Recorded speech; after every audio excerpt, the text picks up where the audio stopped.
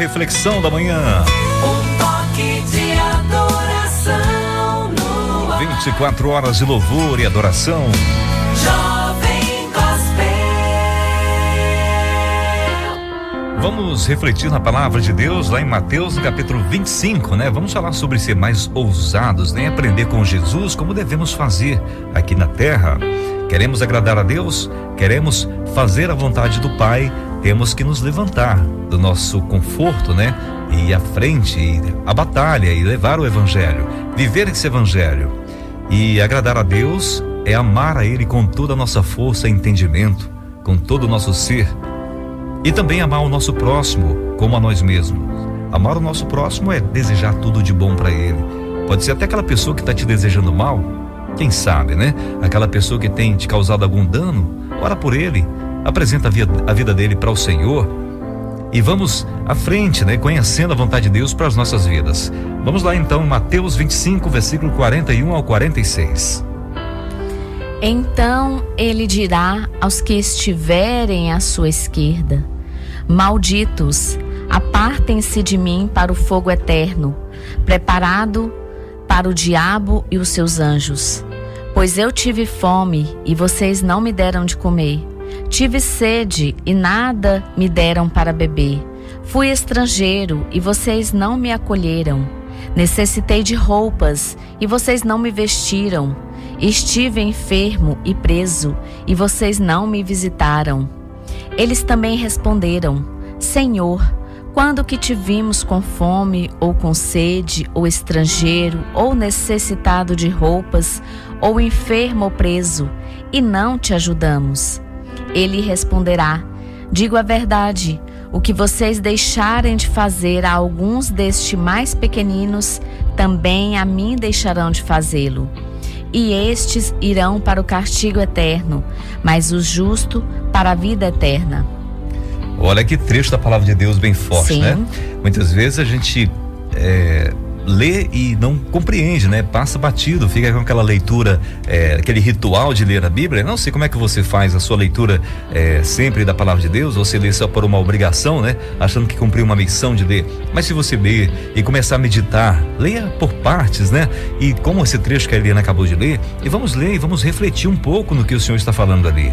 Ele está nos ensinando e nos dizendo que nós devemos amar as pessoas e cuidar delas. Não fica observando, aquela pessoa é ruim, aquela pessoa é má. Ajude, né? Olha, lá em Hebreus, no capítulo 13, no versículo 2, né? Diz: não se esqueçam da hospitalidade que foi praticando aqui, sem saber, alguns acolheram a anjos. Portanto, nós não devemos fazer acepção de pessoas. Se você quer fazer alguma coisa para agradar a Deus, ame o seu próximo, ajude as pessoas. O modo de viver descrito na leitura bíblica lhe parece familiar? É fácil de viver tão focado em si mesmo que deixamos de ver o que acontece em nossa volta. Inúmeras necessidades e responsabilidades, pessoas aparentemente tornam impossível dar atenção a amigos, vizinhos e parentes. Costumamos dizer que o tempo voa e que não conseguimos fazer quase nada o dia todo. Estamos tão preocupados com as coisas, com as nossas coisas, né? Que acabamos esquecendo de cuidar uns dos outros. Assim ocorrem dias, semanas, meses e anos, e aí vamos ficando velho, o tempo vai passando e a gente vai esquecendo de praticar aquilo que o Senhor nos ordena fazer.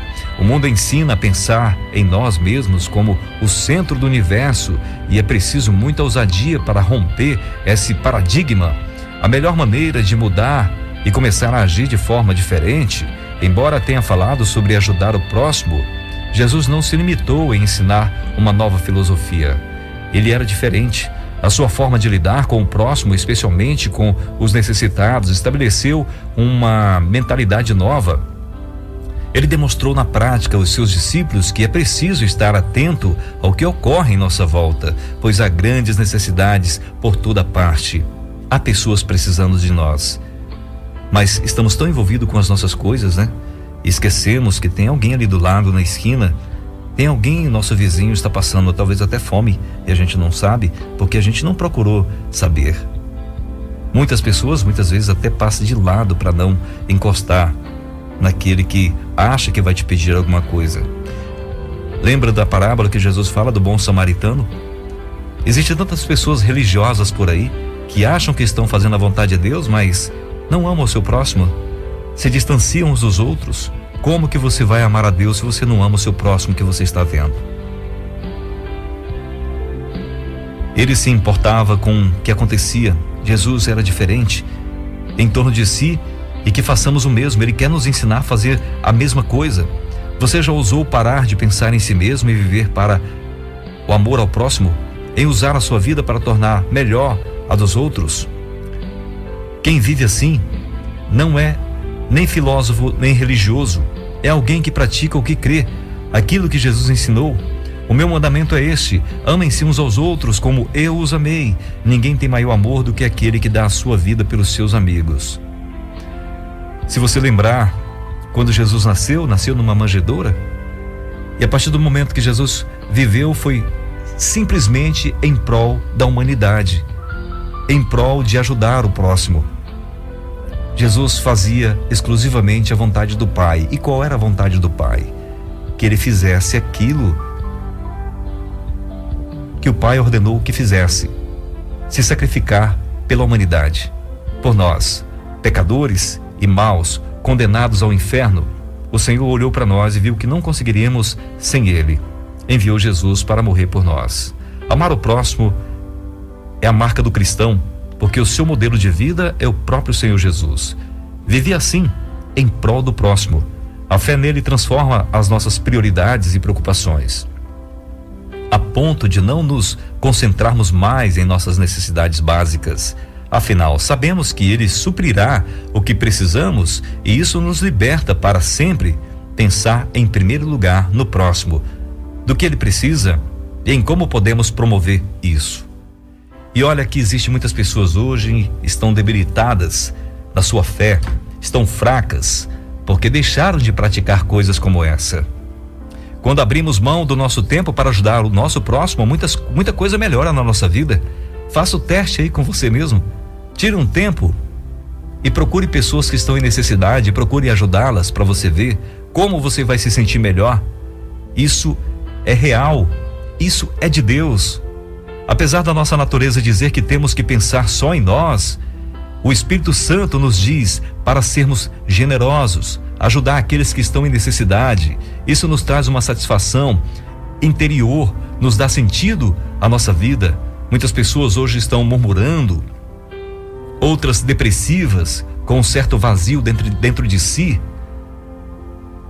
Mas se começassem a praticar a generosidade, a hospitalidade, ajudar, não teriam tempo para estar depressivo ou reclamando.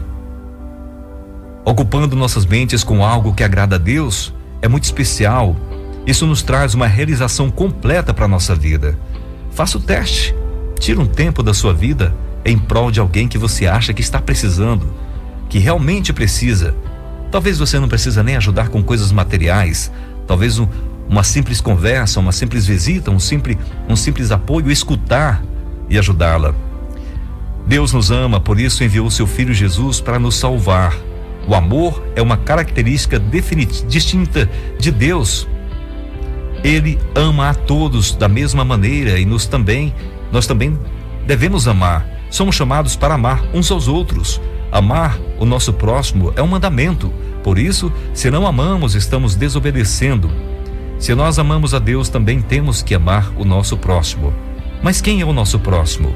Muitas vezes podemos dar desculpas para a nossa falta de amor em relação a alguém, dizendo que tal pessoa não é o nosso próximo. Mas o nosso próximo é qualquer pessoa que necessita da nossa ajuda. Muitas vezes, a distância física não permite que ajudemos alguém de algumas maneiras. Mas isso não nos impede de amar. Quem ama ora, intercede e pede a Deus para abençoar aqueles que estão em sofrimento, mesmo que eles tenham nos prejudicado de alguma forma. Se você ver alguma notícia de alguém que está em necessidade, mesmo se você não puder ajudar, tire um tempo da sua vida para orar por ela. Muitas vezes estamos tão envolvidos com os nossos afazeres que esquecemos de interceder pelas pessoas que estão em necessidade. Talvez essa oração que nós vamos fazer seja a oração que aquela pessoa precisa para encontrar um refrigério para a sua vida. E ela está lá esquecida por alguém que se diz religioso, mas não lembra do seu próximo. Em Tiago, capítulo 2, versículo 8 diz: se vocês de fato obedecerem à lei real encontrada na Escritura que diz: ame o seu próximo como a si mesmo, estarão agindo corretamente. Então, se queremos algo de especial para nós, devemos também oferecer isso para o nosso próximo. Em Mateus capítulo 5, versículo 43 ao versículo 45, Jesus diz: vocês ouviram que foi dito: ame o seu próximo e odeie o seu inimigo. Mas eu lhes digo: ame os seus inimigos e ore por aqueles que os perseguem, para que vocês venham a ser filhos de seu Pai que está nos céus, porque Ele faz raiar o seu sol sobre maus e bons e derramar chuva sobre justos e injustos.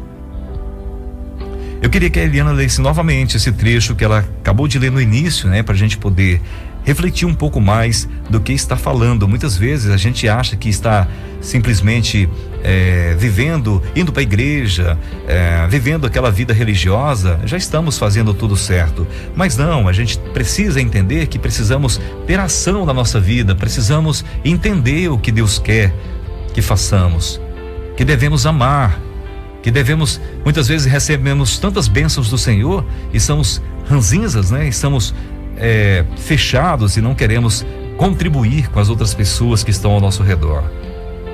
Então ele dirá aos que estiverem à sua esquerda: malditos, apartem-se de mim para o fogo eterno, preparado para o diabo e os seus anjos. Pois eu tive fome e vocês não me deram de comer, tive sede e nada me deram para beber.